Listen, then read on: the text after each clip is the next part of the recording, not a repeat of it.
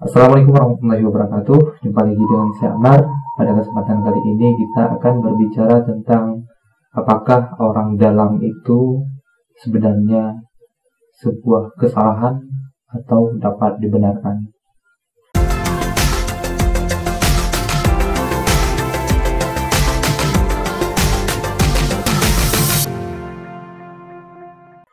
Kebanyakan dari kita itu ketika melamar kerja dan ketika kita ditolak dari pekerjaan itu, kita sering mengatakan bahwa, atau kebanyakan orang itu mengatakan bahwa karena tidak ada orang dalam, karena tidak ada kenalan ataupun karena tidak ada kerabat yang bekerja di instansi tersebut sehingga kita tidak bisa bekerja atau tidak diloloskan.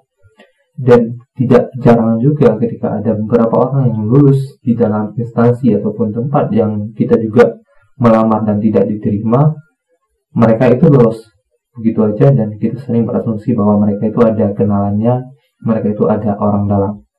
Nah, sebenarnya seperti apa mekanismenya orang dalam ini, dan apakah ini bisa dikatakan sebagai sebuah kesalahan atau dikatakan sebagai KKN, atau memang nyatanya seperti itu. Dan itu tidak bisa dipungkiri, hampir di setiap instansi dan di beberapa tempat pekerjaan itu kadang-kadang orang dalam juga memiliki peran yang sangat penting untuk meluluskan orang untuk bekerja. Nah, kita kembali lagi ke beberapa tahun silam atau beberapa saat yang lalu ketika kita masih kuliah di universitas ataupun di kampus kita masing-masing ya. Di sana itu ada organisasi, baik organisasi internal ataupun organisasi eksternal kampus. Nah, apakah kita termasuk orang-orang yang ikut bergabung dalam organisasi eksternal ataupun internal itu, atau memang kita mahasiswa yang sangat apatis yang hanya mempedulikan kuliah kos ataupun kuliah perpus itu saja. Jadi itu harus juga kita tinjau kembali. Fungsi organisasi itu sebenarnya adalah untuk membuat kita lebih mengenal beberapa orang atau membuat kita lebih banyak mengenal orang. Karena pada suatu saat nanti orang-orang yang kita kenal, ketika dia masih mahasiswa sama seperti kita, ketika kita masih sama-sama belajar, bisa jadi memiliki kerabat yang kemungkinan adalah orang-orang yang dapat mengambil kebijakan khususnya dalam beberapa instansi ataupun tempat pekerjaan yang nantinya menjadi tujuan kita. Bedanya ketika orang yang berorganisasi sama enggak, itu relasinya atau kenalannya itu lebih sedikit. Nah, makanya ini harus kita batasi dulu ya. Antara orang organisasi dan orang yang tidak, kenalannya lebih sedikit. Dan kenalan orang yang di organisasi, karena segitu banyaknya, jadi dia lebih besar kemungkinan itu berkenal dengan orang-orang yang lebih bagus masa depannya daripada orang yang tidak berorganisasi. Jadi dia hanya mengenal teman-teman yang di lingkungan kampusnya ataupun di lingkungan kelasnya. Nah, kemudian ketika dalam hal melamar pekerjaan, kita kembali dibenturkan oleh orang dalam. Logikanya seperti ini.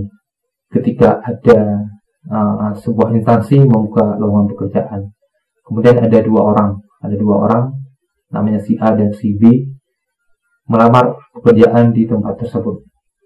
Keduanya memiliki kapasitas yang sama, kedua juga memiliki kualitas yang bagus dalam hal pekerjaan, termasuk dalam intelektual, kemampuan dia bekerja sama dengan tim maupun secara mandiri. Jadi kedua ini ternyata ada salah satunya yang pernah mengenal atau pernah berinteraksi dengan si pimpinan instansi ini. Oleh karena itu, ketika dua-duanya maju memiliki kapasitas yang sama, si A memiliki hubungan dulu dengan pimpinan, atau dia pernah berrelasi dengan pimpinan, atau penanggung jawab, atau pengambil kebijakan, atau panitia tes di tempat tersebut. Si B ini adalah mahasiswa biasa dulunya. Dia hanya kuliah pulang. Jadi secara logikanya, ketika dua-duanya maju memiliki kapasitas yang sama, mana yang lebih diutamakan? Si A kah atau si B kah? Nah, jawabannya gampang. Pasti pimpinan ini atau pengambil kebijakan ini akan mengutamakan orang yang memiliki kedekatan secara emosional, atau setidaknya dia pernah bekerja sama, pernah berrelasi, karena dia sudah mengenal lebih dahulu. Jadi si B akhirnya tidak lulus di pekerjaan tersebut. Makanya asumsi-asumsi seperti ini terjadi karena hal-hal seperti ini. Karena ada orang yang punya relasi bagus, ada juga orang yang tidak punya relasi bagus. Makanya menurut hemat saya itu bahwa pekerjaan itu tidak semata-mata kita harus mengandalkan ijazah. Tidak semata-mata kita harus mengandalkan IQ kita, pengetahuan kita, dan keterampilan kita.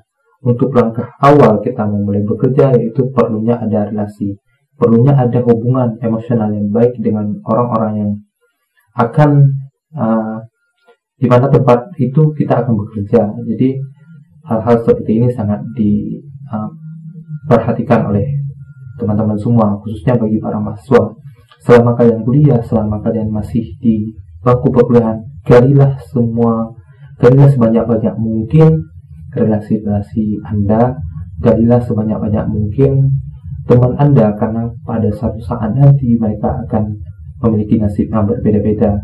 Beruntungnya ketika kita memiliki teman yang banyak, maka akan ada banyak pilihan dalam bekerja.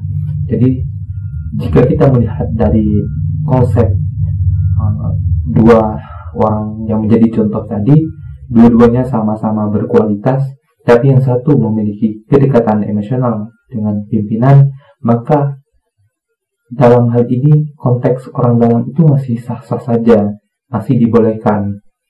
Dan si B ini juga tidak bisa menyalahkan si A, ataupun tidak bisa menyalahkan pimpinan tersebut karena meluluskan yang lain, kecuali satu orang memang memiliki kapasitas, satu orang memang biasa-biasa saja, dia bahkan untuk bekerja hal-hal ringan pun tidak becus.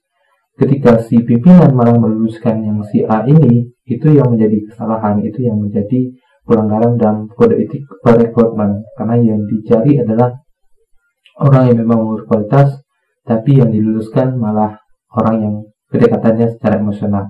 Tapi fakta ini memang tidak bisa dihindari dan dinafikan daripada kehidupan kita dalam bermasyarakat.